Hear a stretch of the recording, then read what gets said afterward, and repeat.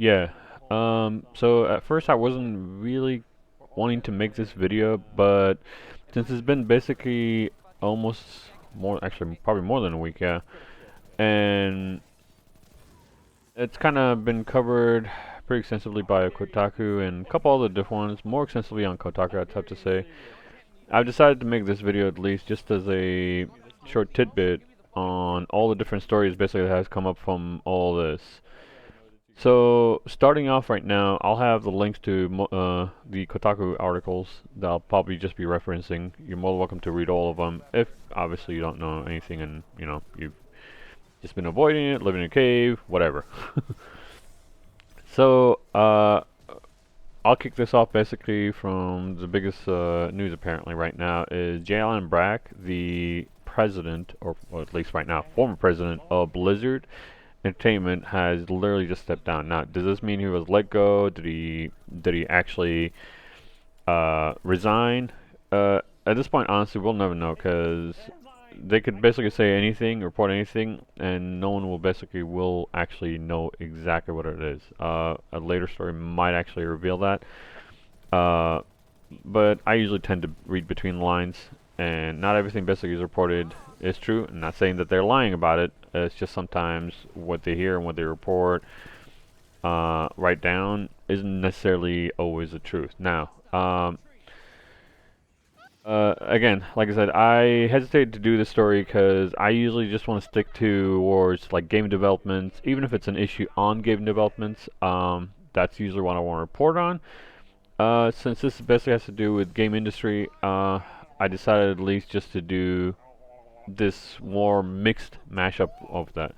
So, Jalen Breck apparently has left Blizzard. It comes no surprise, obviously, from after all the things basically have happened this week. All the allegations have basically been levied towards Activision Blizzard, its subsidiaries, everything. Not to mention now, it's not only them. Ubisoft even signed a 500-man letter saying that they stand with Blizzard employees and Activision Blizzard employees in solidarity, which is not surprising either, because considering the fact that Ubisoft actually had certain issues a couple of years before, and they let go a couple of their top people.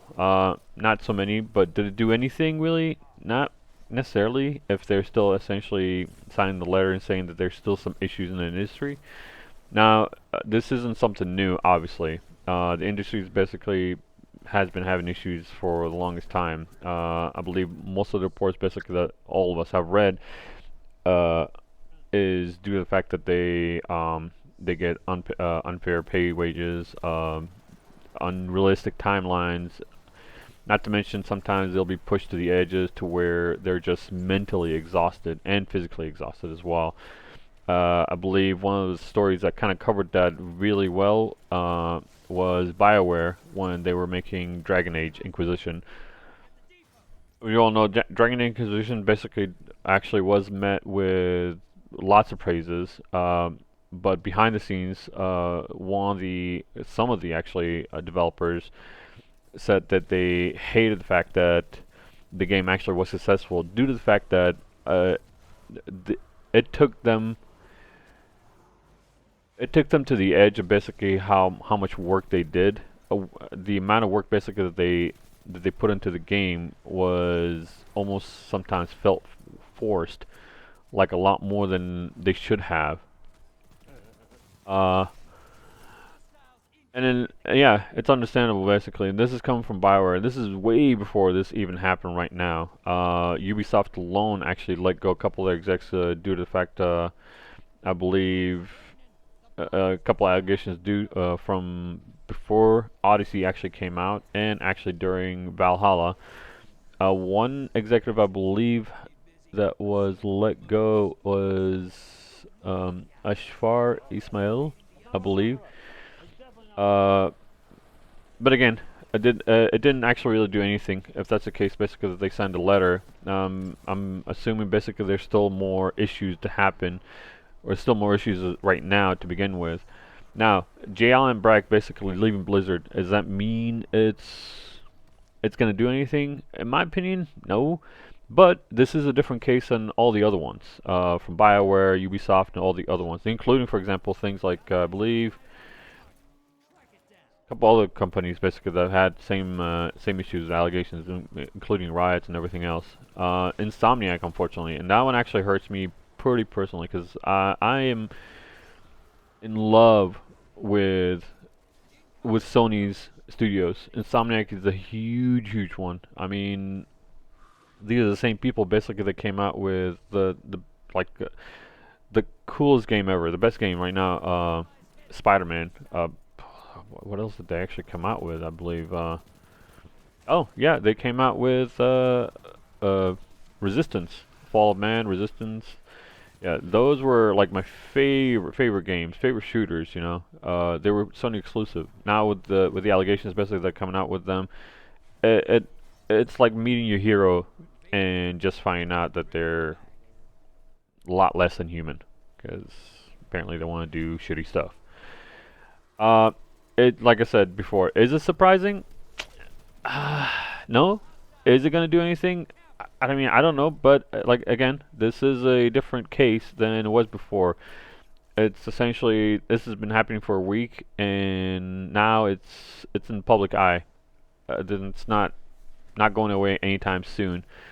What really worries me isn't necessarily this is in the public eye or any other stuff. What worries me is that this will basically bring out the best in people, but it also brings out the worst in people. No matter how any situation, it doesn't matter what it is. And what I worry is that it's gonna bring out people like, for example, Anita Sarkeesian, yeah.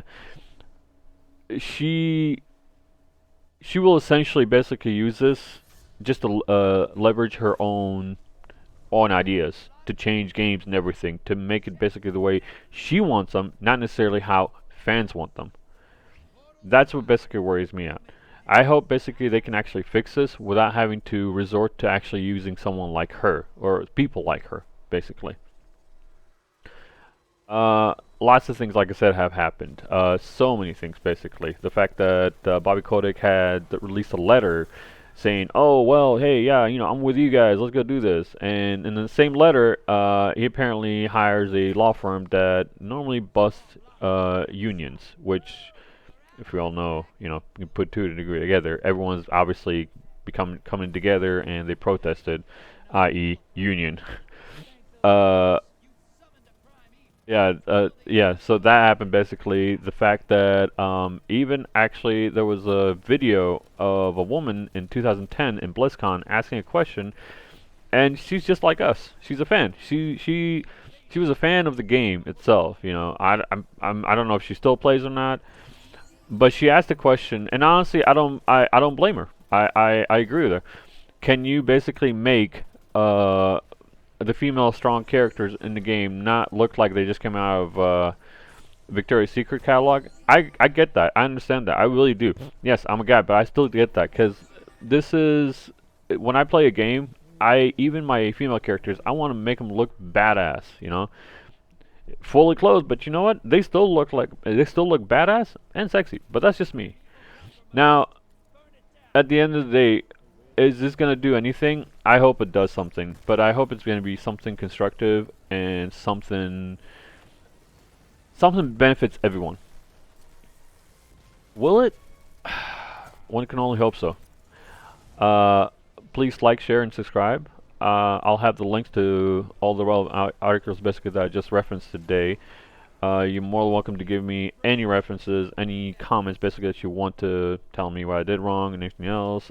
If you want to talk about it, I'll be more than happy to talk about it. I love talking about any of this stuff. Please like, share, comment, and subscribe.